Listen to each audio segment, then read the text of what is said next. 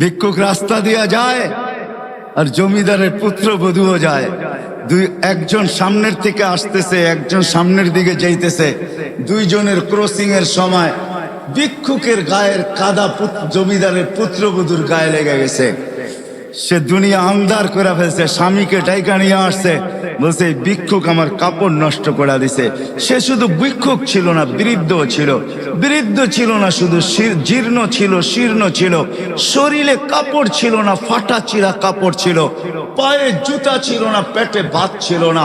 জমিদারের পুত্র সইতে পারে নাই, যৌবনী শক্তি সয়তো সয় কি কইরা তার স্ত্রীর গায়ে ভিক্ষুকের কাদা, বস সমগ্র শক্তিকে হাতে জমা করা একত্র করা বৃদ্ধের গালে বসায় দিছে। বৃদ্ধ কিচ্ছু বলে নাই, শুধু উপরের দিকে তাকায় দুই তিনটা শব্দ উচ্চারণ করছেন। শব্দগুলা হলো ইয়া মাল্লা তারা হলো ওয়ুন, ও আল্লাহ চোখে দেখা যায় না, ও তারা কুল্লা শাই, তুই সব দেখিস, ফারা তারা মা বি, তুই কি দেখিস না আমার সাথে কি ঘটতেছে, এটা কি দেখিস না? বলতে দেরি যুবক, মরতে দেরি হয় না। জমিদার চলে আসছে, প্রতিশোধ নিবে। বৃদ্ধের একদিকে মুস্কি হাসি, একদিকে বলতেছে প্রেমের খেলা এমনই হয়। জিজ্ঞাসা করছে কিসের প্রেমের খেলা রে? বলছে ওর প্রেমিকার গায়ে আমার কাদা লাগছে, পায়ের কাদা লাগছে, ও সইতে পারে নাই, যৌবনী শক্তি দিয়ে আমার বৃদ্ধ গালে বসায় দিছে। আমাকেও একজন ভালোবাসে, সেও সইতে পারে না, সেও সইতে পারে না। ও তো থাপ্পড় দিয়া ক্ষান্ত, সে জান নিয়ে নিছে, জান। যারাই আমরা অস্তিত্ব লাভ করছি বা যাদেরই আমাদের বর্তমানে আমরা উপস্থিত বা অস্তিত্ব আছে, এবং অস্তিত্বের সাথে যত জিনিস সংযুক্ত আছে, অস্তিত্বের সাথে প্রত্যেক মানুষের কিছু না কিছু সংযুক্ত আছে। হায়াত আছে, আমার দেহটা আছে, আবার কমবেশি মালও সবার আছে। এরকম শত সম্পর্ক আছে। যা কিছু আল্লাহ আমাদেরকে দিয়েছেন, সর্বকিছুর উদ্দেশ্য হল যে প্রত্যেকে যেন আল্লাহকে রাজি করে। আমার কথা কিন্তু এরকমই হবে। সুর আমার কাছে নাই, কোত্থেকে দিব আপনাকে? কথা কাটাই হবে। আস্তে আস্তে ভলিউম বাড়বে। মাইকের ভলিউম বাড়লেই তো হলো না, আমারও তো ভলিউম বাড়তে হবে। আপনি মাইকের ভলিউম বাড়ায় দিলেন, আমার ভলিউম বাড়লো না, তাহলে তো আর আওয়াজ বাহির হবে না, ঠিক না? আর আমার ভলিউম যখন বাড়বে, তখন মাইকের ভলিউম কম থাকলেও আওয়াজটা শোনা যাবে। এই জন্য একটু অপেক্ষা করেন। কেননা এমন না যে আমরা আসছি আমাদের চির দুশ্মন, উনি বাহিরে ঘুরতে গেছে, এমন না।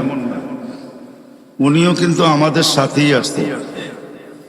কেননা উনি জানে যে যতটুকুই মজমা, আওয়াজ যতটুকুই যায়, কারো দিলে যদি কথাগুলা লেগে গেল, আর সে যদি কালকে সকাল থেকে আমাকে বিদায় দিল, তাহলে ক্ষতি তার বিরাট বড় হয়ে যাবে। এই জন্য সে আমাদের সাথেই আসছে। শুধু সে আসে নাই, আরেকজনকেও সাথে নিয়ে আসছে, যেটা সদা সর্বদা আমরা ভিতরেই বহন করে রাখি। আমাদের মনটা আমাদের ভিতরেই আছে। কেননা মনই শয়তানকে শয়তান তৈরি করছে। শয়তানের কোনো পিশাব ছিল না, সে কারো মুরিদ ছিল না যে পিশাব মারা গেছে তাকে খেলাফত দিয়া দিছে আর সে কিয়ামত পর্যন্ত এটাকে পরিচালনা করবে, সে দরবার খুলা দিছে, এমন না। তার মনই তাকে বিরোধিতা করা, তার মনই তাকে গুমরা করছে। ঠিক আমাদের ভিতরে কিন্তু আমাদের একটা মনও আছে, যেটা শয়তানকে পদভ্রষ্ট করছে। শয়তানের মনই শয়তানকে ধোঁকা দিছে, এই কথা বুঝাইছে যে তুই তো উত্তম, মাটিকে জ্বালায়া ইটো বানাস, আবার সবকিছুকে জ্বালায়া তুই ছাইতে রূপান্তরিত করিস। তুই আগুনের তৈরি, মাটিটাকে সেজদা করবি তো করবি কেন? তার বুঝে আসছে, যুক্তি দিয়া তাকে বুঝাইছে, যেরকম আমরা এখন যুক্তি তর্ক দিয়া বুঝি। সবাই মনে মনে ভাবে, কথাগুলা শুনি, ভালো লাগার পরেও অনেকজনে এই কথাই বলবে যে আমাদের বিবেক বুদ্ধি বিদ্যা কি কম আছে নাকি? আমরা জেনারেল শিক্ষায় শিক্ষিত, আর হুজুররা হলো ধর্মীয় শিক্ষায় শিক্ষিত। অথচ সে কোনোদিন তাকায় দেখে নাই যে ডিকশনারিতে জেনারেলের অর্থটা কি লেখা আছে। ডিকশনারিতে জেনারেলের অর্থ লেখা আছে সাধারণ শিক্ষা। সাধারণ জিনিস নিয়ে যে গৌরব করা যায় না, এটা আমাদের মাথায় নাই। বিদায় আমরা বইলা বেড়াই আমরা কি শিক্ষিত কম নাকি? বরিশালের থাকলে তো বইলেই বসবে, মুই কি কম বুঝি, মোরে বুঝাইতে হইবে। তো বিদায় যুক্তি তর্ক দিয়া শয়তান বুঝাইছে, মন বুঝাইছে শয়তানকে যে তুই উত্তম। এই জন্য সে সৃষ্টি যদিও আল্লাহর পাওয়ার সম্বন্ধে আমাদের চেয়ে শয়তান 1000 কোটি গুণ বেশি জানে। কেন সে দীর্ঘ একটা সময় আরশের নিচে ছিল, 30,000 বৎসর টানা আরশের নিচে ছিল। সে শুধু আরশের তওয়াফ করছে, বিদায় তার অভিজ্ঞতা জ্ঞান অনেক বেশি। কিন্তু সে মনের কাছে মার খেয়ে গেছে, বিদায় ওই শয়তানও আমাদের সাথে আসছে। মন তো আছেই আছে। এই জন্য আল্লাহ রসুল কোন পর্বে বলছিলেন যে তুমি যদি মনের উপরে 1 পা দিতে পারো, তাইলে আরেক পা তোমার আমি জান্নাতে দেওয়া দিব।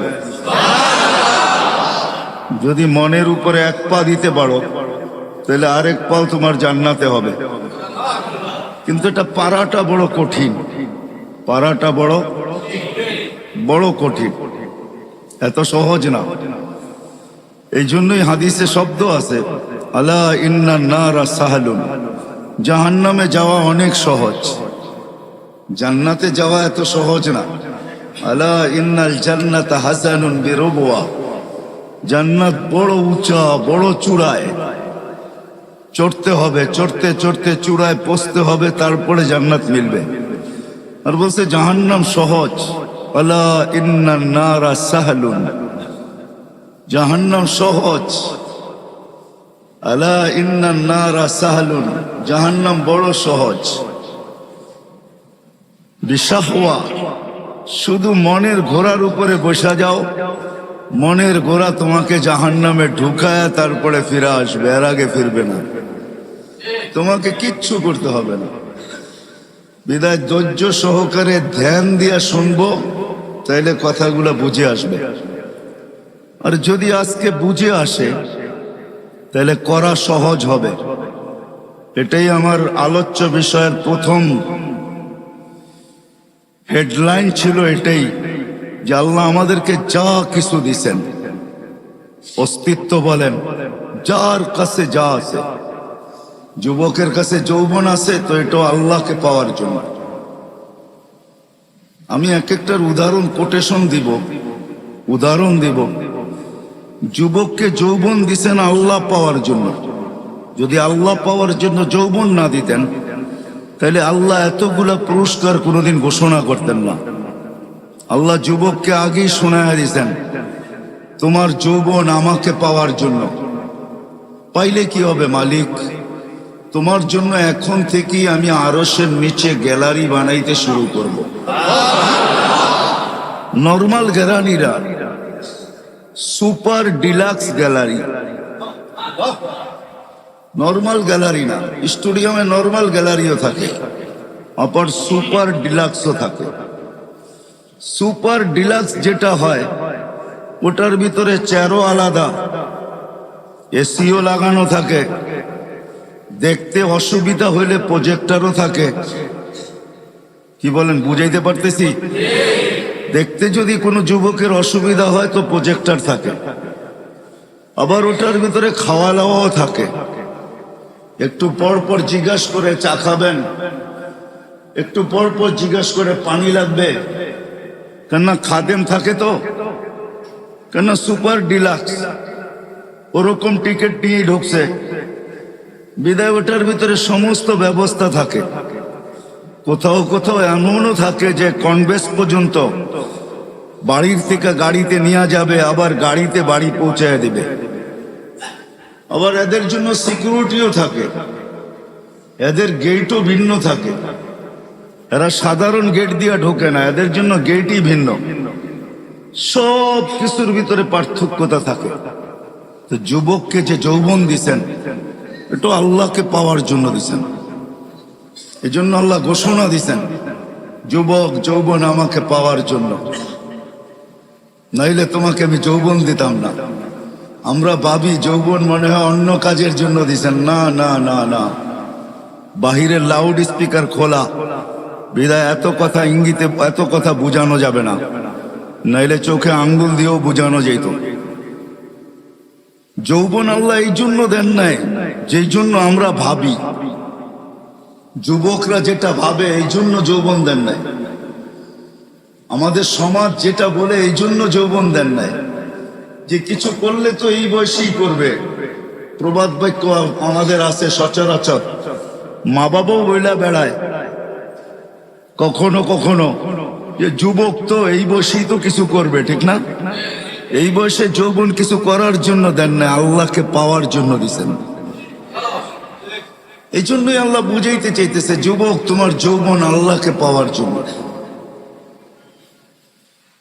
তুমি আল্লাহকে পাওয়ার জন্য যৌবন দিছি, তো ঘোষণা দিতেছেন তুমি আল্লাহকে যদি পায়া যাও, তো তোমার জন্য আমি আজকের থেকেই শাবুন নাশা ফি ইবাদাতিল্লাহ সাবআতুন ইয়াযিল্লুহুমুল্লাহু তাহতা যিল্লি ইয়াওমা যিল্লু শাবুন নাশা ফি ইবাদাতিল্লাহ।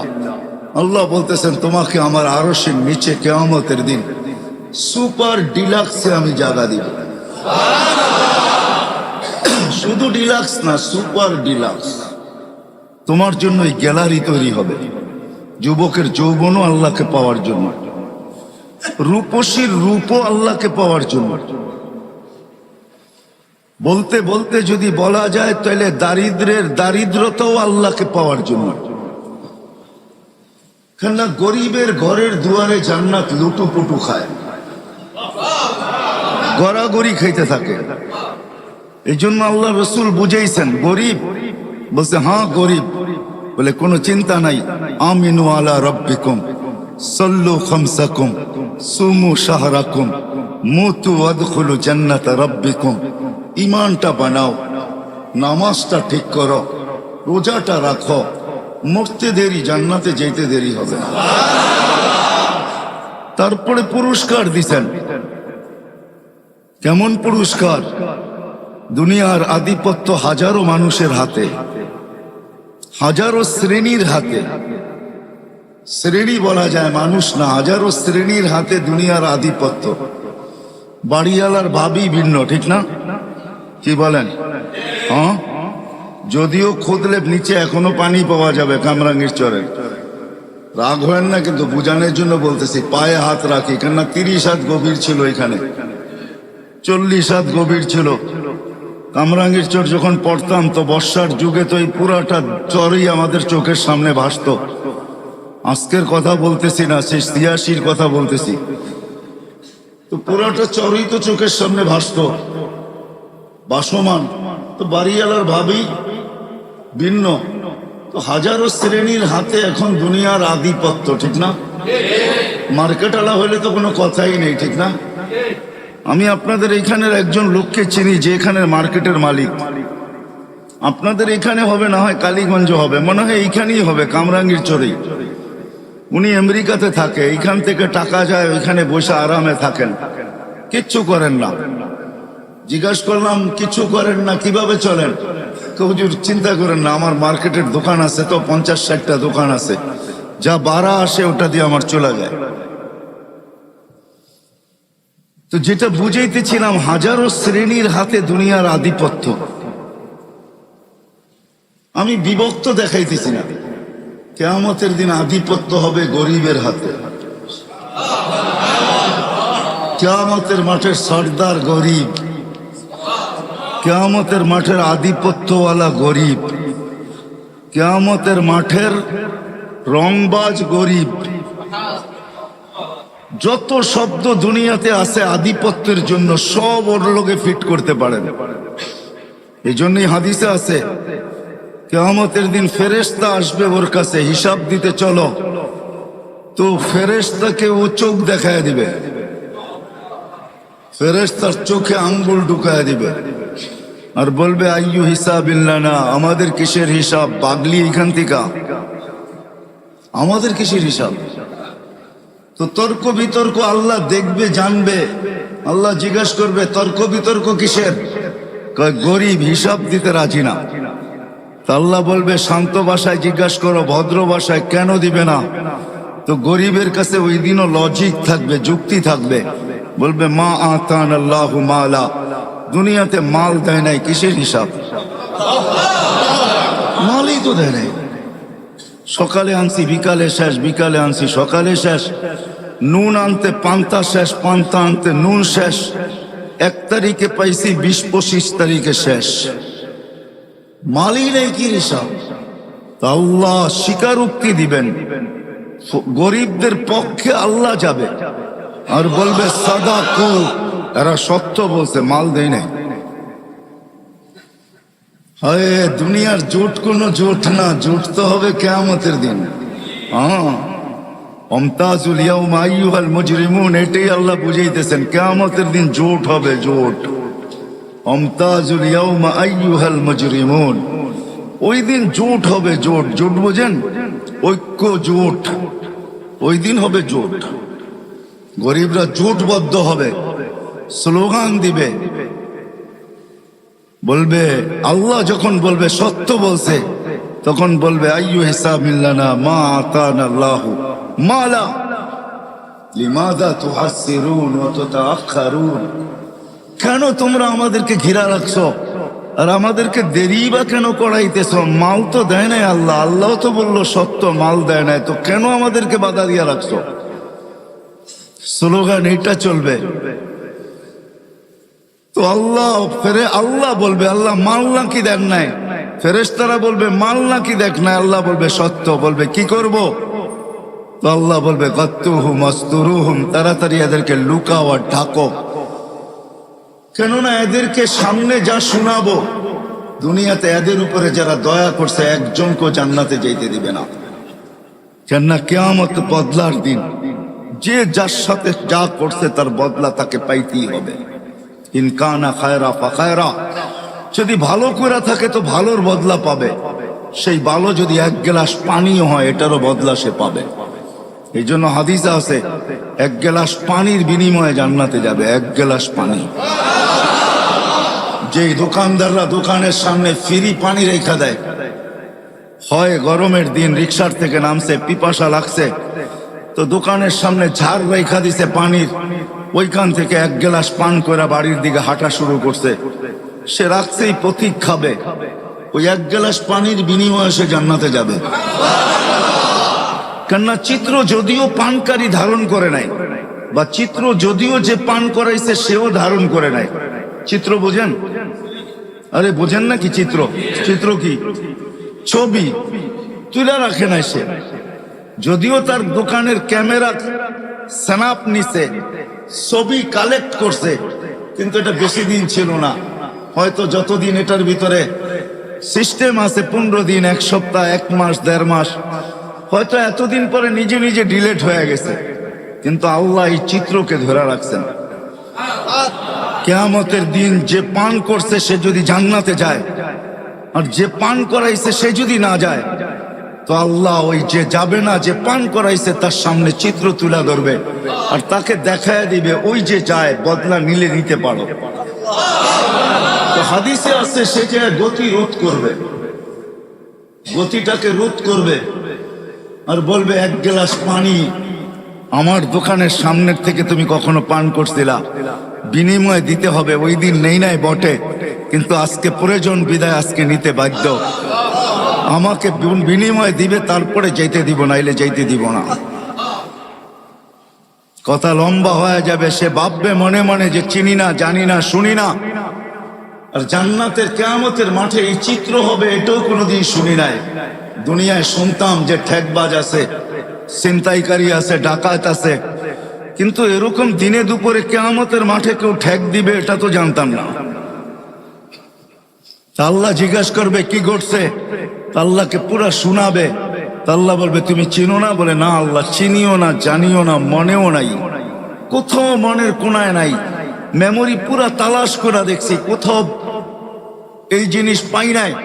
তো আল্লাহ আজকে যেটা সেভ করে রাখছে ওই চিত্র আল্লাহ তুলে ধরবে, এই যে দেখো। তখন তার মনে আসতে বাধ্য হবে। তা আল্লাহ বলবেন যে এইবার প্রতিদান দাও। তো সে বলবে আল্লাহ আমি তো আপনার করুণায় যাইতেছি, আমি তো আপনার দয়ায় যাইতেছি, আপনার অনুগ্রহে জান্নাতে যাইতেছি, আমি একে দিব তো দিব কোথা থেকে? তখন আল্লাহর রহমতে জোশ আসবে। তা আল্লাহ বলবে খুজবি ইয়াদি আখিকা ওয়াদখুলিল জান্নাহ, দুইজন দুইজনের হাত ধরো আর সিধা জান্নাতে চলো। সময় অল্প, আপনাদেরকে আমি বুঝাইতে পারবো না।